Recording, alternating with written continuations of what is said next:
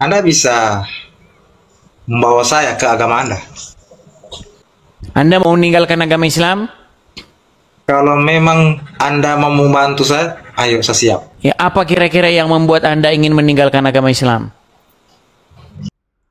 Muslim ini minta Edis TV membawanya ke agama Kristen. Mari kita simak diskusi menarik di mana seorang Muslim memiliki kerinduan untuk masuk ke agama yang diyakini Edis TV, yaitu agama Kristen berikut ini. Anda bisa membawa saya ke agama Anda. Gini, saya itu bicara seperti ini itu bukan mau merubah agama. Tidak. Karena kenapa sampai saya ingin mau klarifikasi ini? Inilah tujuan saya sebenarnya. Anda mau meninggalkan agama Islam? Kalau memang Anda mau membantu saya, ayo saya siap. Ya, apa kira-kira yang membuat Anda ingin meninggalkan agama Islam? Karena menurutku saya belum dapat feel-nya dari sekecil. Karena banyak sesuatu hal yang belum saya dapat dari faktor. Baik. Begini, tidak ada manfaatnya Anda menjadi pengikut Yesus tanpa pertobatan. Pertama-tama itu yang paling penting itu adalah hidup baru. Makanya jadi orang Kristen itu artinya hidup baru. Ketika Anda memutuskan untuk menjadi pengikut Yesus, Anda itu dibaptis, dimasukkan ke dalam air. Itu tandanya bahwa hidup Anda yang lama itu sudah dikuburkan. Mati hidup Anda yang lama itu. Lalu Anda keluar dari air, artinya Anda dibangkitkan dengan hidup yang baru. Seperti itu. Hidup yang menjadi milik Yesus. Ketika Anda menjadi pengikut Yesus, Anda itu milik Dia. Ketika Anda milik Dia, Anda itu melakukan keinginan-keinginannya. Amin. Seperti itu. Sekarang ini kan Anda milik Muhammad ini. Jiwa raga Anda itu sebenarnya Anda ini milik Muhammad. Ya kan? Nah, makanya Anda mengikuti kemauan-kemauan Muhammad.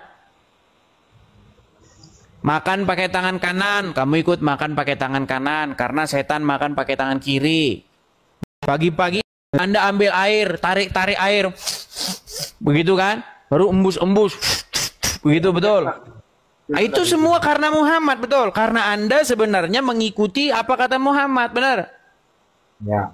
Nah, secara Anda tidak sadar sebenarnya Anda itu sudah dikendalikan, sudah dikontrol oleh Muhammad. Betul? Ya. Iya. Pertama-tama ingin saya tegaskan, Kristen tidak boleh diartikan semiskin, sedangkal, sekerdil agama. Memang dalam konteks perundang-undangan Indonesia, Kristen merupakan salah satu agama resmi di negara ini. Tetapi kita perlu mengerti dan memahami, Kristen artinya pengikut Kristus. Untuk menjadi seorang Kristen atau pengikut Kristus memang gratis. Kasih karunia, rahmat, anugerah. Gratis bukan berarti murahan. Gratis atau diberikan secara cuma-cuma oleh karena manusia yang telah jatuh ke dalam perhambaan perbudakan dosa. Mustahil atau tidak mungkin menggapai, meraih, atau mendapatkan anugerah tersebut. Hidup kekal, masuk surga, beroleh keselamatan yang pasti, diberikan secara cuma-cuma oleh karena ketidakberdayaan manusia di dalam meraih atau memperolehnya. Kasih karunia, anugerah, rahmat, keselamatan itu bukan karena pekerjaan baik, perbuatan baik, amal saleh manusia. Semua itu terjadi oleh karena pemberian Allah semata-mata. Jadi sekali lagi, gratis bukan karena murahan, tetapi sebaliknya, oleh karena manusia yang telah jatuh ke dalam perhambaan perbudakan dosa, tidak memiliki daya atau kemampuan untuk meraih anugerah tersebut. Hal itu jelas terlihat di dalam Efesus pasal 2 ayat 8 sampai 9. Dikatakan demikian. Sebab karena kasih karunia kamu diselamatkan oleh iman, itu bukan hasil usahamu, tetapi pemberian Allah. Itu bukan hasil pekerjaanmu. Jangan ada orang yang memegahkan diri. Usaha manusia tidak akan mampu meraih sorga dan keselamatan. Pekerjaan dan perbuatan manusia tidak akan memenuhi kualifikasi, mutu atau standar di hadapan Tuhan dalam beroleh sorga, hidup kekal, dan keselamatan. Oleh karena itu, saya ingin menegaskan kepada kita, percaya kepada Yesus itu gratis, anugerah kasih karunia. Tetapi menjalani hidup yang benar dan berkenan di mata Tuhan dibutuhkan komitmen, dibutuhkan keseriusan, kesungguhan, bahkan kesediaan untuk membayar harga. Saudara yang dikasihi oleh Tuhan, memang menjadi orang Kristen atau pengikut Kristus memiliki garansi jaminan kepastian keselamatan. Memiliki garansi jaminan beroleh sorga. Memiliki garansi jaminan beroleh hidup yang kekal. Itulah yang ditegaskan oleh Yesus di dalam Yohanes 14 ayat yang ke-6. Akulah jalan dan kebenaran dan hidup. Tidak ada seorang pun yang sampai kepada Bapa kalau tidak melalui aku.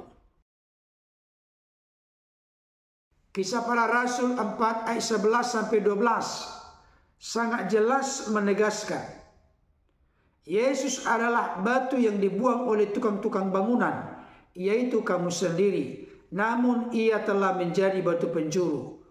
Dan keselamatan tidak ada di dalam siapapun juga selain di dalam Dia, sebab di bawah kolong langit ini tidak ada nama lain yang diberikan kepada manusia yang olehnya kita dapat diselamatkan.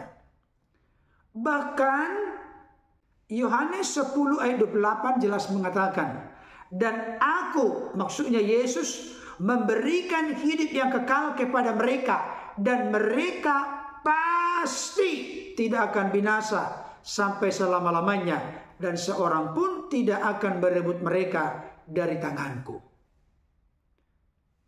3 ayat yang saya sebutkan tadi memberikan konfirmasi dan penegasan. Hanya Yesus jalan ke sorga. Hanya dalam nama Yesus ada keselamatan. Yesus memiliki kuasa memberikan hidup yang kekal, bahkan tidak akan binasa atau pasti selamat selama-lamanya. Mari buka hati pikiran, terima Yesus sebagai Tuhan, Lord, Kurios, pemilik, Raja, penguasa, junjungan di dalam hidupmu, sehingga kau ditebus, diampuni, dibenarkan, didamaikan, dan diselamatkan. Tetapi perlu dimengerti dan dipahami, seseorang yang sudah menerima Yesus sebagai Tuhan Juru Selamat, firman Tuhan berkata dalam 2 Korintus 5 ayat 17, siapa yang ada dalam Kristus, ia adalah ciptaan baru. yang lama sudah berlalu, sesungguhnya yang baru sudah datang. Apa yang lama? Kehidupan yang berada dalam perhambaan perbudakan dosa. Hidup dalam hawa nafsu kedagingan. Tapi ketika sudah ada dalam Kristus, terbuka percaya menerima Yesus sebagai Tuhan Juru Selamat, maka di saat itu pula dia menjadi ciptaan yang baru. Maka karakter yang baru sudah datang menjadi bagian yang tidak terpisahkan dalam hidupnya. Hanya perlu dimengerti dan dipahami. Menjadi pengikut Yesus sejati dibutuhkan komitmen dan pengorbanan. Sebab firman Tuhan berkata di dalam Lukas 9 ayat 23. Katanya kepada mereka semua, setiap orang yang mau mengikut aku, ia harus menyangkal dirinya, memikul salibnya setiap hari, dan mengikut aku. Kalau kita tidak bisa berkata tidak kepada hawa nafsu kedagingan kita, maka kita tidak layak menjadi pengikut Yesus, pengikut Kristus, yang berarti tidak layak menjadi Kristen. Kita harus siap untuk memikul salib, rela menderita demi kebenaran. Itu sebabnya Filipi 1:29 jelas berkata, sebab kepada kamu dikaruniakan bukan saja untuk percaya kepada Kristus, melainkan juga untuk menderita untuk Kristus. Jadi Bapak Ibu Saudara, percaya kepada Yesus gratis, tetapi menjalani hidup yang bertanggung jawab, hidup yang benar, hidup yang berkenan kepada Yesus dibutuhkan sangkal diri dan pikul salib setiap hari.